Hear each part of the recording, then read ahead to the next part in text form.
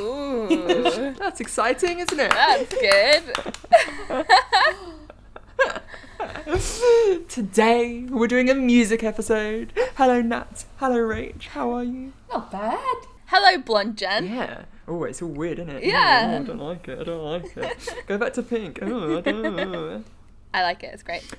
Today, we're going to be doing an episode about the devil's interval. Mm.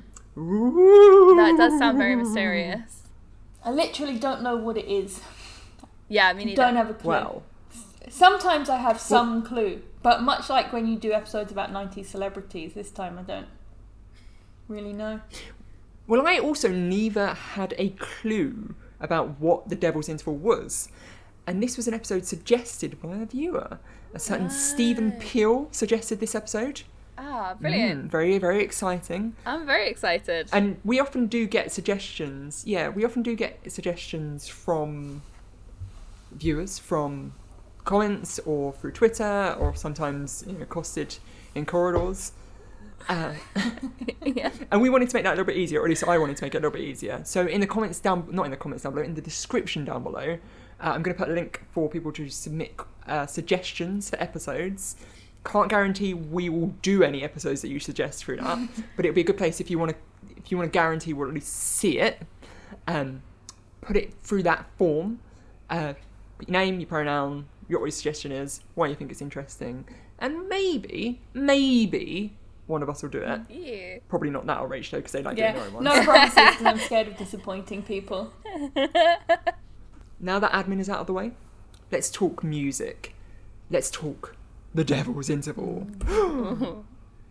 The thing that I was first struck by when I was reading this was, what the hell is a note? Yeah. That's the first thing I wanted to know when I wanted to discuss the devil's interval. So, do, re, mi, fa, sol, la, ti, do. You may have heard of that. Mm-hmm. You may also know A, B, C, D, E, F, G. Yeah.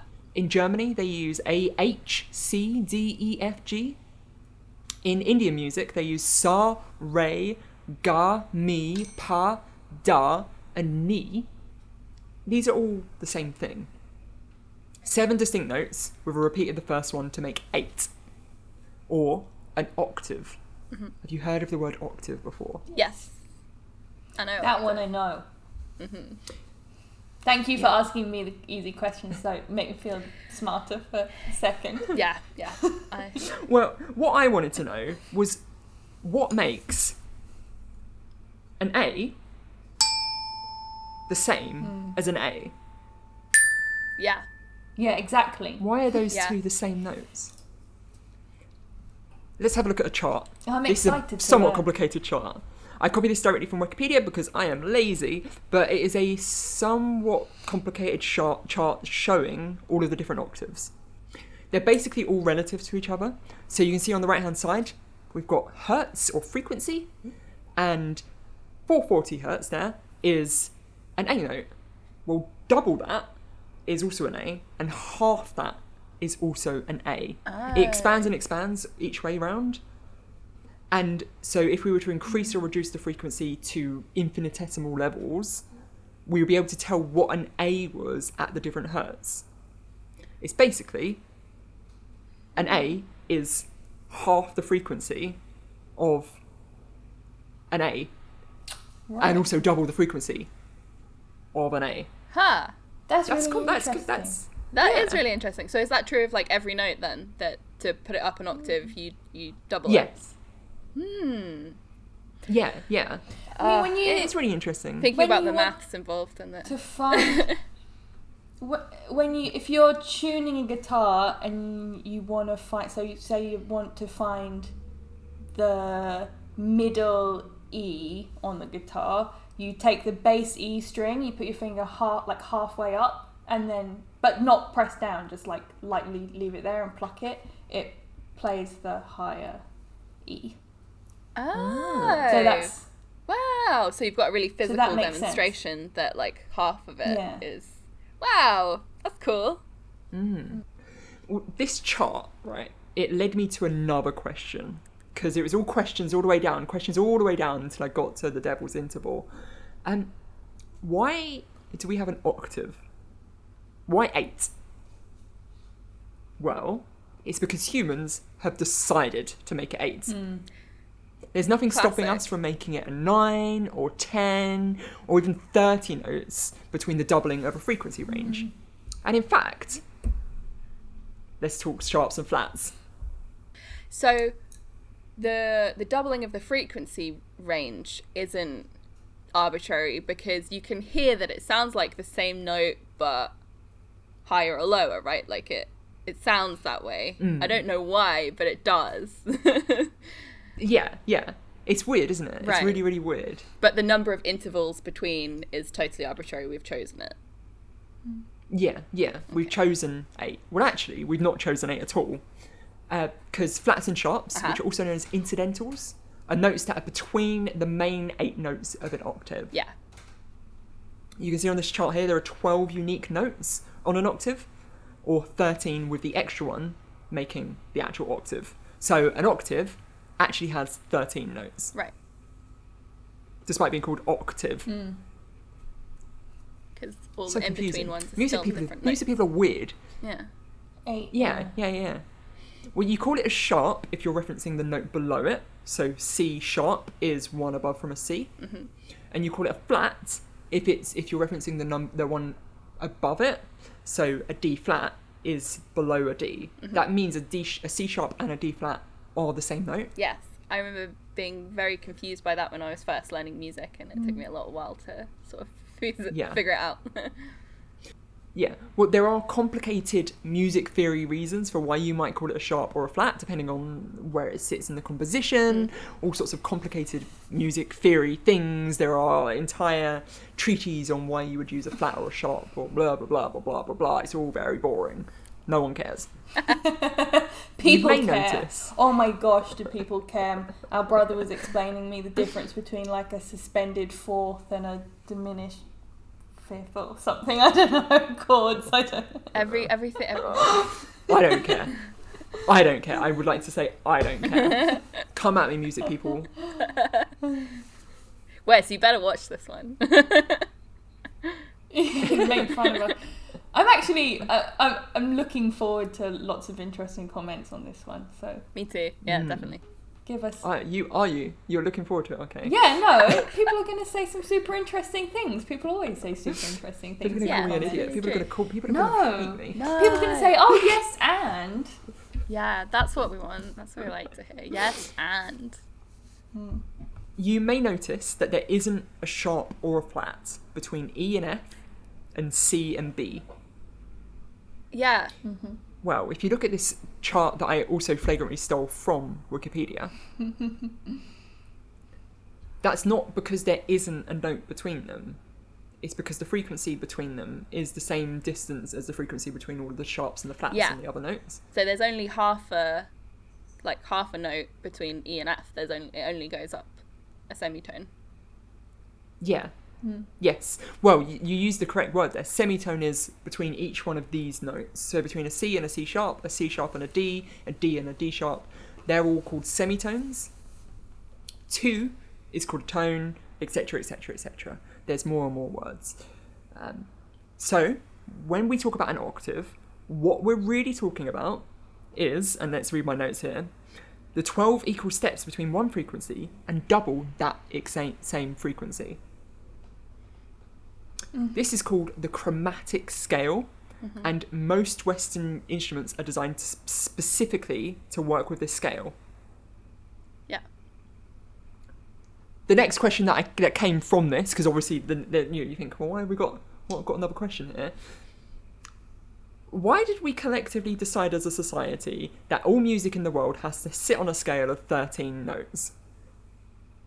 What fun and wondrous music could we have invented with more notes? Right. What happened if we blew the lid on the chromatic scale? Well, non-chromatic scales do exist in other cultures, just not ours, because we suck, and therefore colonialism. It's always going back to colonialism. Every single time it's colonialism. I shouldn't laugh. It's not funny, is it? It's funny. It's not funny, but the joke's funny, but it's also yeah. not funny.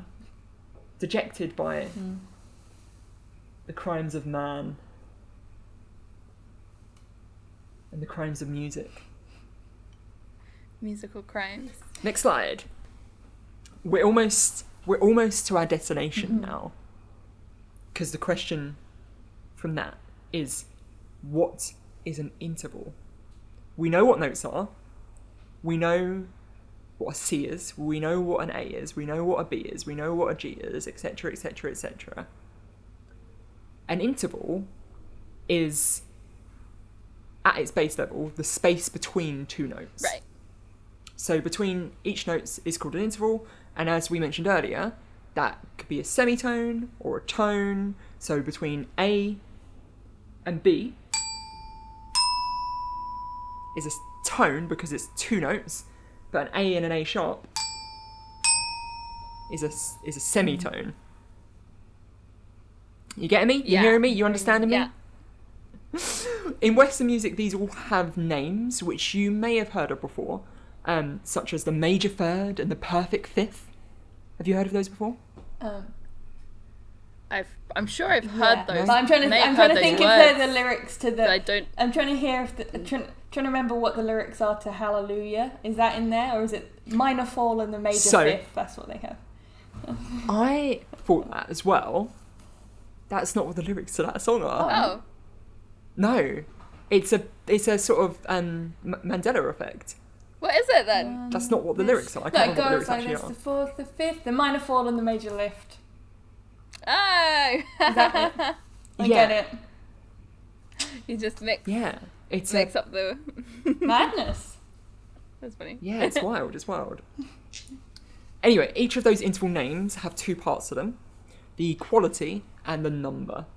So the number, third, fourth, fifth, etc., is the space between the two notes. Mm-hmm. But there are only 8 numbers, because colonialism, probably. Because there's 8 notes. Not 13, like there should be. Right.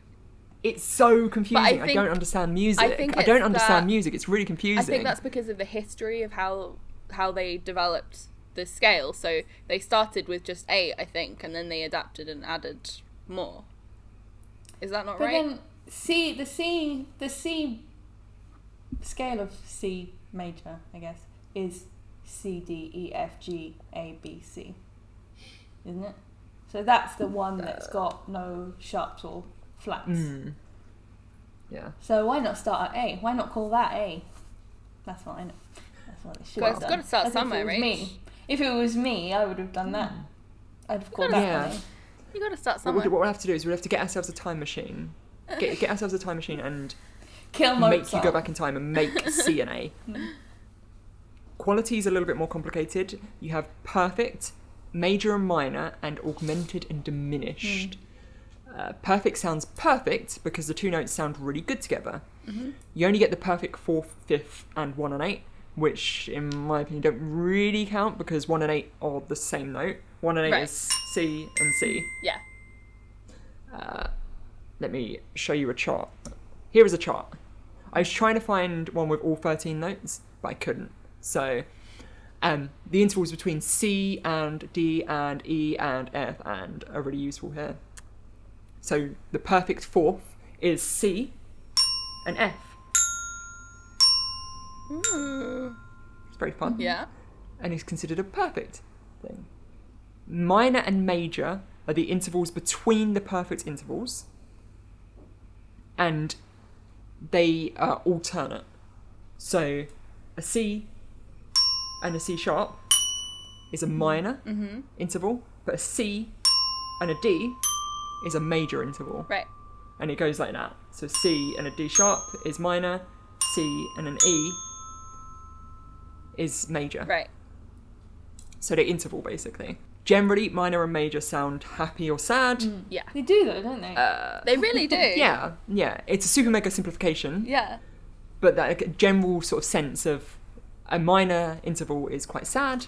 So we look here on this chart, D and F sounds minor, sounds a little bit sort of melancholic, a little bit sad. Whereas an F and a G, F And a G, sound major. It's complicated, it's weird, it's interesting. I just love how It's it's like the physics of materials and vibrations interacting with just how our brains work. Why do our brains enjoy one sound and find another sound like unpleasant or happy or sad? Like, it's so interesting. Why do we associate, for example, glitter with a sound that I can only describe as twinkling? Like, I don't know how to describe that kind of like little bells, the tiniest, twinkliest bells. Like, why is that visual so strong that I can only describe that sound with another visual? Yeah. Yeah, because I would use twinkly, maybe not glittery, but twinkly. But you know exactly what sound I mean. Yeah. Like almost like a. Yeah. Christmas bells, yeah. So you put these intervals together to make a chord, or between different notes in a piece. But I'm not going to talk about chords. I'm not going to talk about composition. I'm going to do any of that now because that's really complicated, and that's not what we're here for. We've gotten our prerequisite information. One of these intervals has a special name, and that name is the devil's interval. Da, da, da. Dun, dun, dun. This is the tritone. The tritone is 6 semitones and counts as both a fourth and a fifth, depending on where you moved the tritone from in the earlier bit of music. So if you're coming from down, it's a fifth, and you're coming from above, it's a fourth, I think, or the other way around, one of those. Complicated, don't care, who cares? Music people are nerds, don't care, boring. Wikipedia once again comes to save my life with this really useful chart showing what the different tritones are. I'm going to place some perfect intervals and then the tritone that's next to it, and I want you to try and tell me what they make you feel. This is maybe going to be a little bit difficult because it's not any particular bit of music, but still, have a bit of a listen and tell me what you feel.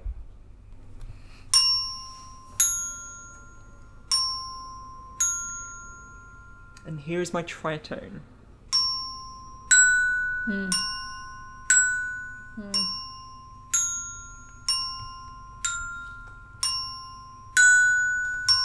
Yeah, I feel like somebody's going to stab me.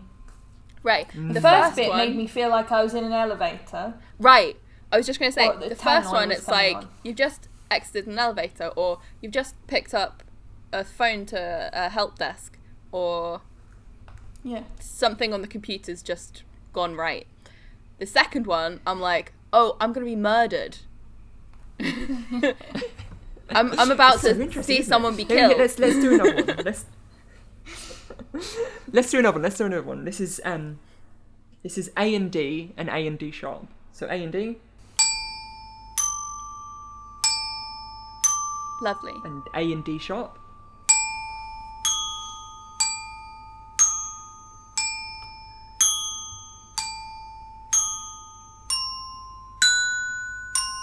I think you've got a good career in writing horror music. It's really uncomfortable, isn't Yeah, it? it really is. It's so uncomfortable. And yet all it is music. By the way, my cat is right now behind my monitor, and she's trying to attack me from behind the monitor by putting her paws underneath, but she keeps knocking my backup phone record over because she's sliding. That's why we're hearing these spooky It's the power sounds of the right tritone. now. Yes. She heard The power of the She's tritone. waiting to attack. That's what it was foreshadowing. Kill a cat. That's it. Yeah.